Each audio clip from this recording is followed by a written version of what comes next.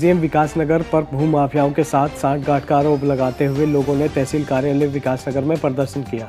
साथ ही 2 सूत्रीय मांगों के संबंध में एक ज्ञापन तहसील कार्यालय विकासनगर में दिया।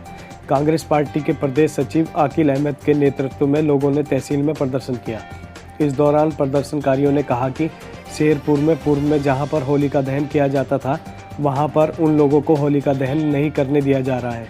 माननीय न्यायालय के आदेश के बावजूद तहसील प्रशासन भूमाफियाओं के खिलाफ कार्रवाई करने से कतरा रहा है। प्रदर्शनकारियों ने कहा कि उन्हें पूर्व की भांति वहीं पर होलिका दहन करने दिया जाए। वह सेलाकुई में सफाई व्यवस्था का भी बुरा हाल है। सेलाकुई बाजार में जगह जगह गंदगी के अंबार लगा हुआ है, जिससे स्थानीय लोगों को परेशानी का सामना करना पड़ रहा है।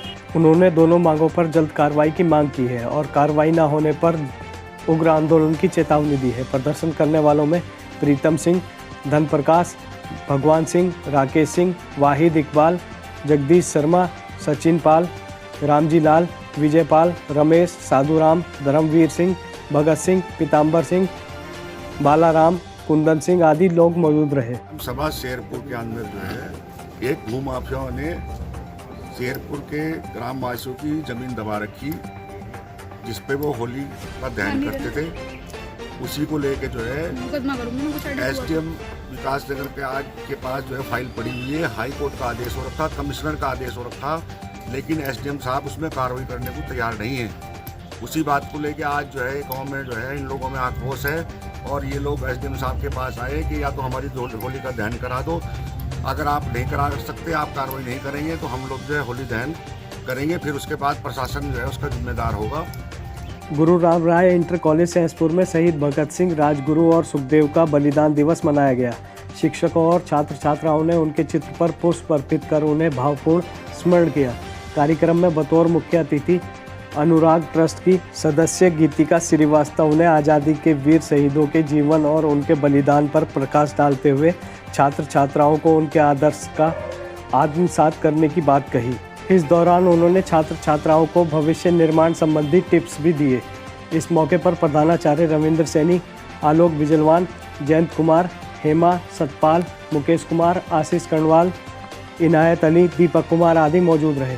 हरबटपुर चौकी अंतर्गत मंगलवार देर रात समरफील्ड स्कूल के पास सड़क दुर्घटना में कार सवार व्यक्ति की मौत हो गई। पुलिस ने शव का पंचायतनामा व पोस्टमार्टम की कार्रवाई के बाद शव परिजनों को सौंप दिया।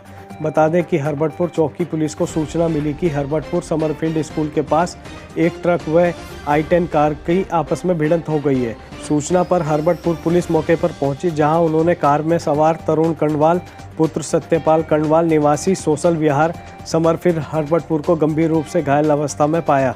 पुलिस ने घायल को आनंद फानन में लेमन अस्पताल में भर्ती कराया, जहां पर चिकित्सकों ने उसे मृत घोषित कर दिया। चौकी प्रभारी हरबटपुर ने बताया कि घटना के बाद ट्रक चालक मौके से फरार हो गया है। दोनों वाहनों को कब्जे में ले लिया है। बता दें कि मृतक तरुण का डाक पत्थर रोड विकासनगर में रेस्टोरेंट है, जो मंगलवार रात 11:30 बजे दुकान बंद कर अपने घर लौट रहा था। वीर शहीद केसी चंद महाविद्यालय डाक पत्थर में केंद्र सरकार की नमामि गंगे पखवाड़े के तहत 1 दिवसीय राष्ट्रीय संगोष्ठी का आयोजन किया गया। कार्यक्रम में बतौर मुख्य अतिथि विधायक विकासनगर मुन्ना सिंह चौहान व पद्म भूषण से सम्मानित पर्यावरणविद अनिल जोशी ने शिरकत की।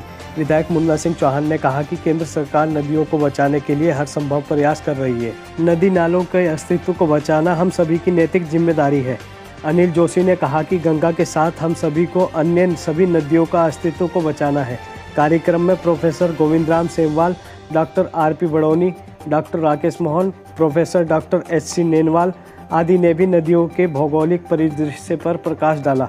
इस मौके पर doctor LK Bisht, doctor Deepti Bhatt, doctor Prabhat Dwivedi, doctor Seema Beniwal, doctor Ashutosh Tripathi, doctor Radheshyam Gangwar आदि शामिल रहे।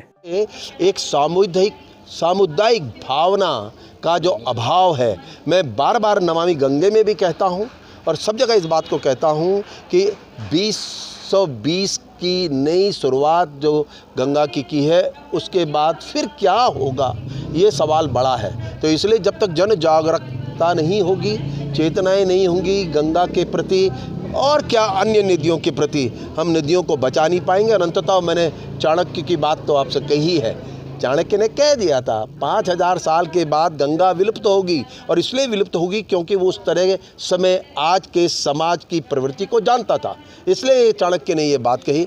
मेरा कहना है सरकार क्या होती है, सरकार के बूते की बात एक योजना होती है, लेकिन अगर सामूहिक रूप से सब भागीदारी नहीं करेंगे तो सारी योजनाएं ढेर हो जाती हैं, और इसके लिए मैं इसको सामूहिक दोष में गिनता हूं। और मैं तो एक सरकार आएगी दूसरी जाएगी, सवाल ये है गंगा को तो हमें रोज़ चाहिए, हर सरकार के बीच में चाहिए, तो इसलिए हम सबको अपने दायित्व को समझते हुए इस आंदोलन को बड़ा बनाना चाहिए। नशा तस्करों के खिलाफ चलाए जा रहे अभियान में कोतवाली पुलिस विकासनगर को एक बड़ी सफलता हाथ लगी है। पुलिस ने हेरोइन बेचने वाले आए एक तस्कर को गिरफ्तार कर उसके कब्जे से 100 ग्राम हेरोइन बरामद की है। पकड़ी गई हेरोइन की कीमत 20 लाख रुपए आंकी जा रही है। चौकी प्रभारी प्रमोद कुमार द्वारा बुधवार दोपहर क्षेत्र में चेकिंग अभियान चलाया जा रहा था। इस दौरान पुलिस को सहारनपुर रोड हरबटपुर पर एक युवक संदिग्ध परिस्थितियों में खड़ा दिखाई दिया। संदेह होने पर पुलिस ने उसे मौके पर ही पकड़ लिया।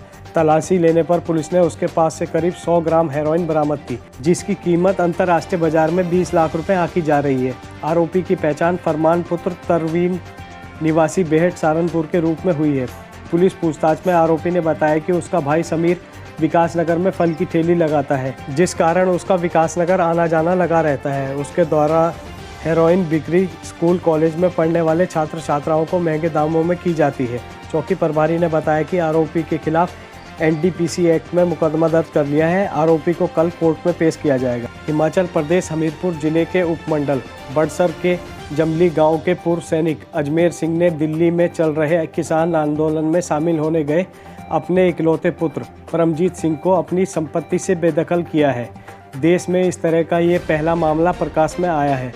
पूर्व सैनिक अजमेर सिंह ने कृषि कानूनों का समर्थन करते हुए कहा कि उनके इकलौते बेटे को ये तक नहीं पता कि कब कौन सी फसल बोई जाती है। पूर्व सैनिक ने किसान आंदोलन को गलत बताते हुए दिल्ली पुलिस से गुहार लगाई है कि आंदोलन में शामिल मेरे देशद्रोही बेटे को जेल भेजा जाए। बता दें कि अजमेर सिंह भारतीय सेना से सन 2005 में सेवानिवृत्त हुए हैं, जिसके बाद से वे अपने गांव में ही दुकान चलाते हैं और साथ में खेती बाड़ी करते हैं।